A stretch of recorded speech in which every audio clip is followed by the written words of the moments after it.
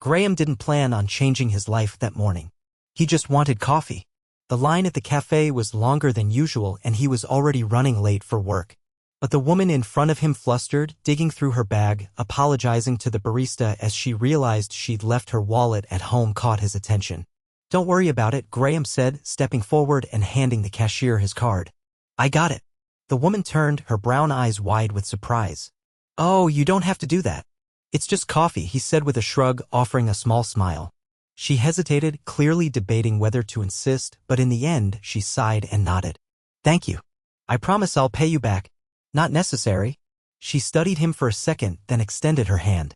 "I feel like I should at least introduce myself. I'm Julia." "Graham." He shook her hand, and for a moment, something flickered between them, something unexpected, something that made him pause. Before he could think too much about it, the barista called her name. Julia grabbed her coffee, flashed him a grateful smile, and walked out the door. That should have been the end of it. But it wasn't.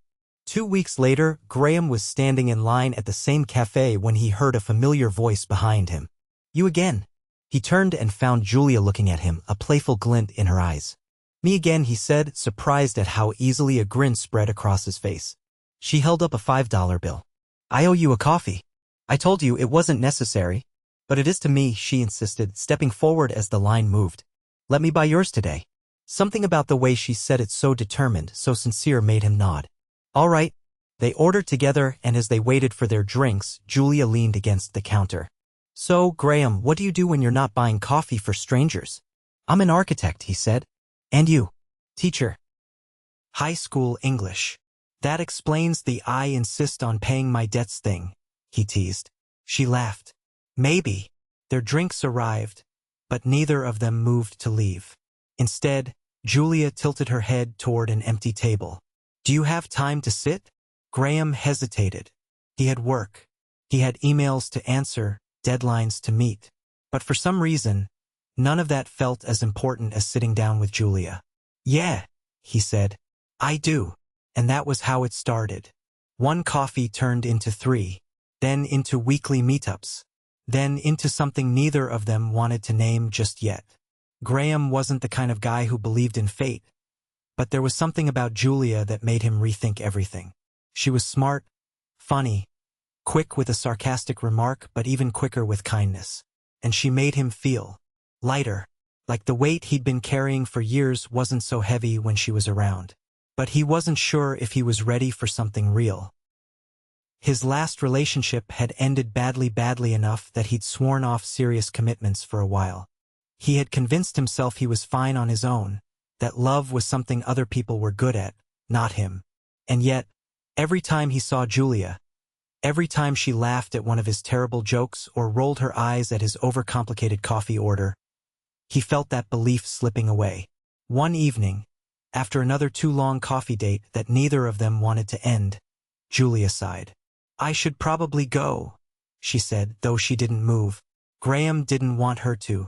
"Or," he said, "we could get dinner." She blinked.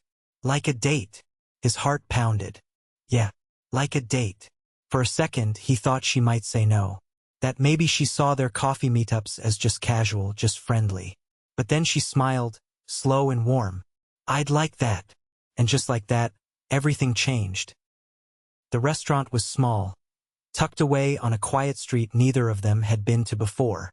They hadn't planned it that way, they had just walked until something felt right. And this place, with its dim lighting and the scent of freshly baked bread drifting through the air, had called to them. Graham couldn't remember the last time he had been this nervous. It was ridiculous.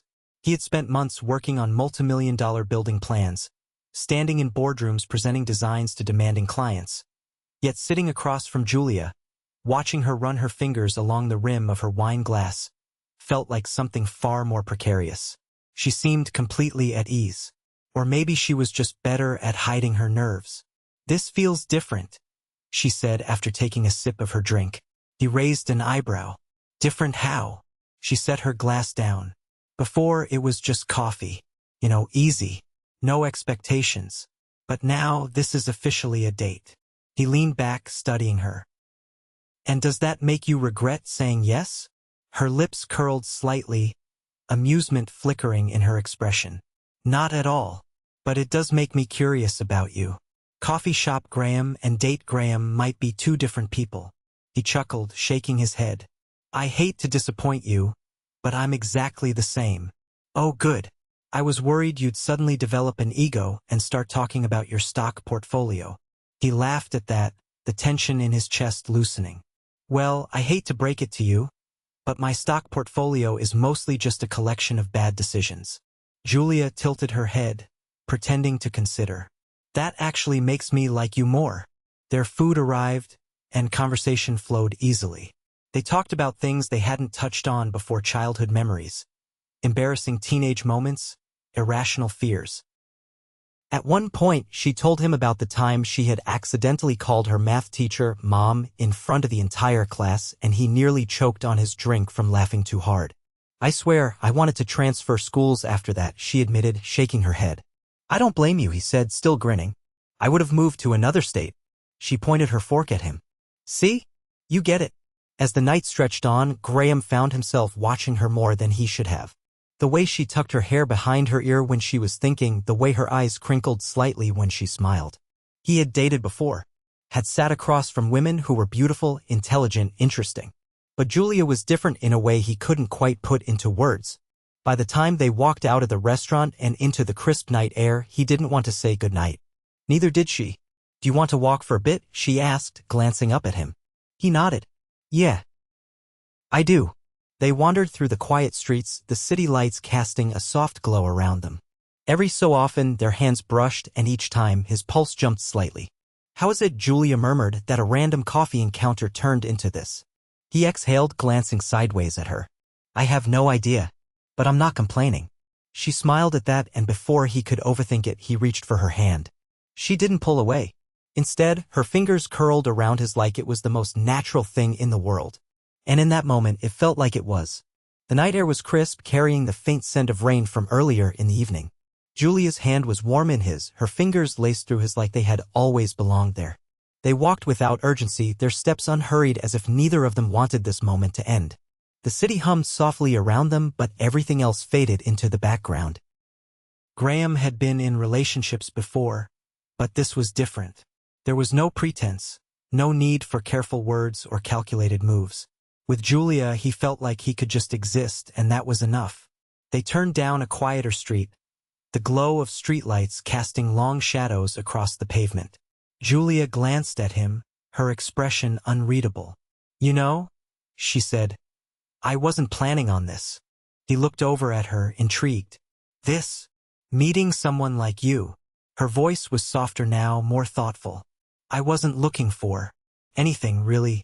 And then you bought me that coffee, and now here we are. He let out a breath, nodding. I get that. She lifted an eyebrow. You weren't looking either? I told myself I didn't have time for this, he admitted. Work keeps me busy. And after my last relationship, I figured I was better off alone for a while. Julia studied him for a moment, her gaze sharp and searching. And now? He hesitated, not because he didn't know the answer, but because it felt too soon to say it aloud.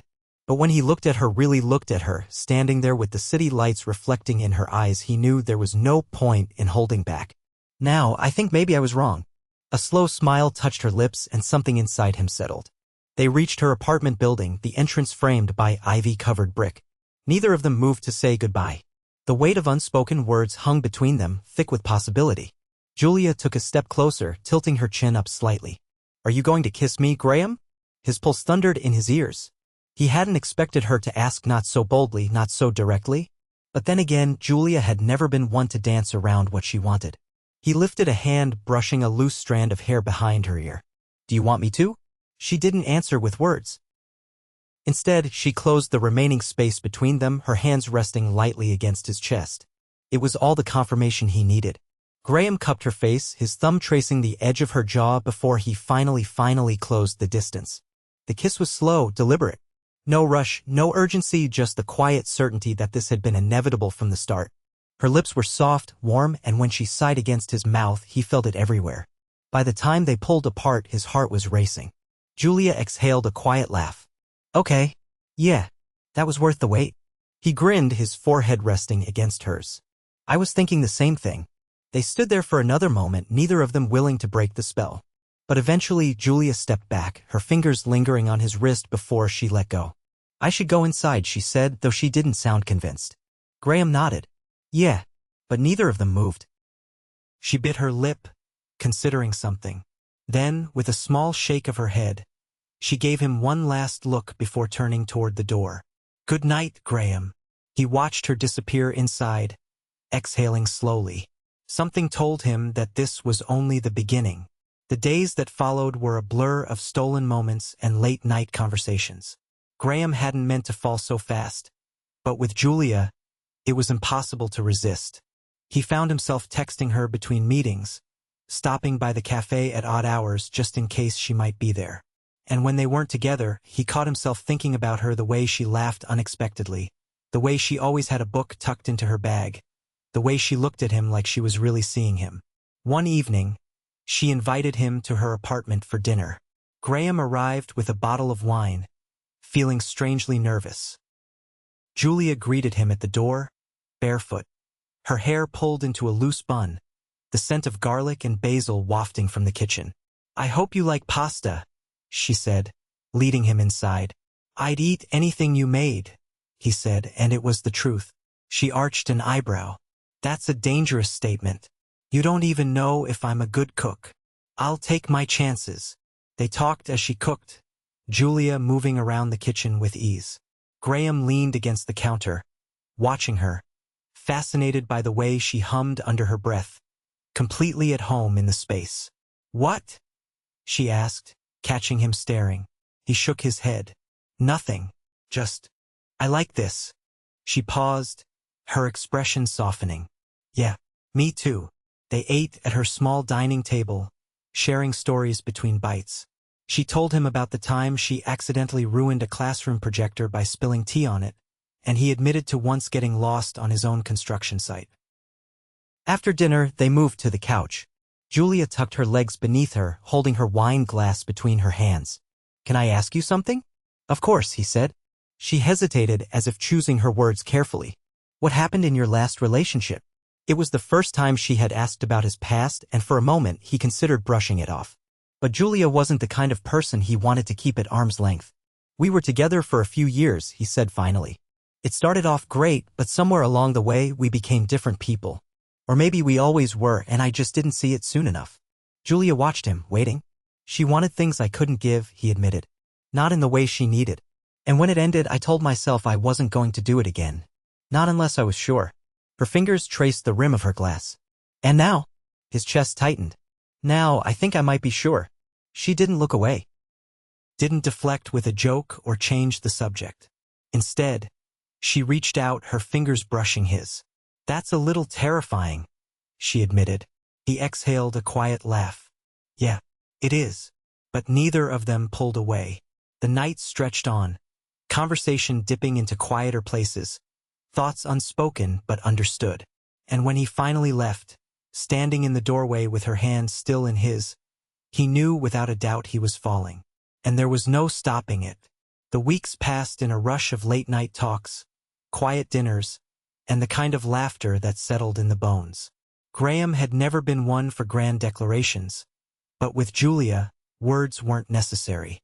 Everything was in the way he reached for her hand without thinking, the way he lingered in doorways when it was time to part, the way his world had begun to shape itself around her without him even realizing.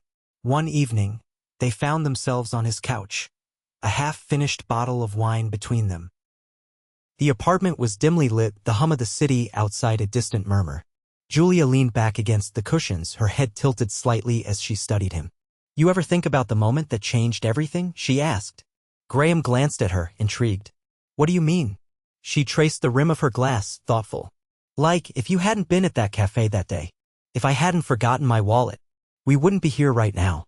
He considered that, rolling the thought around in his mind. "I don't like thinking about that version of things." A small smile tugged at her lips. "Me neither." Silence stretched between them, but it wasn't empty. It was full of everything they weren't saying, everything they already knew. Then Julia set her glass down and shifted towards him, her expression suddenly serious. "I have to ask you something." Graham straightened slightly, sensing the shift in her tone. "What is it?" She hesitated, her fingers curling into the fabric of her sweater. How do you know when something is real? His chest tightened at the weight of the question. He didn't have an easy answer, but he knew what she was asking. I think, he said slowly, it's when you don't want to imagine your life without them. Her gaze flickered over his face as if searching for something. Then she nodded as if she had found whatever she was looking for. I feel that way about you, she admitted, her voice barely above a whisper. His breath caught. He had known it, had felt it in the way she looked at him, in the way she fit so easily into his life, but hearing it out loud did something to him. He reached for her hand, threading his fingers through hers. I feel that way about you too. For a moment, neither of them moved. Then, slowly, Julia leaned in, her forehead resting against his. I don't want to waste time, she murmured. Graham pulled back just enough to meet her eyes. What do you mean? I mean, I don't want to wait years to know what I already know now. His heart pounded. He knew exactly what she was saying, and the realization sent a thrill through him. Are you saying what I think you're saying? He asked, his voice quieter now. She exhaled a soft laugh, shaking her head slightly. I think I'm saying we should get married. For a second, all he could do was stare at her. He had imagined a future with Julia, had felt it growing in the spaces between them, but hearing her say it so plainly was something else entirely. Then, without hesitation, he reached for her, pulling her into a deep, breathless kiss. When they finally parted, he rested his forehead against hers, his entire body thrumming with certainty. Yes, he said simply. She laughed, a sound full of relief and exhilaration. Just like that. Just like that, he confirmed. Because when something was right, there was no need for hesitation. The decision had been made, and neither of them wanted to wait. There was no elaborate engagement, no months of planning. Just the certainty between them, the unshakable knowledge that this was right. They stood in front of a judge a week later, hands clasped tightly together, hearts thrumming in synchrony. Julia wore a simple ivory dress, nothing extravagant, but somehow it was the most beautiful thing Graham had ever seen. His tie was slightly crooked, a detail she had fixed with a quiet laugh before they walked inside. There were no guests, no grand announcements. It was just them, standing in the quiet courthouse, promising forever. When the judge spoke the final words declaring them husband and wife, Graham barely let the moment settle before he pulled Julia to him, kissing her with the kind of certainty that left no room for doubt. She laughed against his lips, her fingers curling into his jacket, and he knew without a shadow of a doubt that this was the best decision he had ever made. They walked out into the afternoon light, the world feeling somehow brighter, sharper, as if everything had shifted into place. So, Julia said, slipping her hand into his. We did it. We did. She tilted her head, studying him. Regrets? He exhaled, shaking his head. Not a single one. A slow smile spread across her face. Good. Because you're stuck with me now. He pulled her closer, his lips brushing against her temple. That was always the plan. They didn't have a honeymoon, at least not in the traditional sense.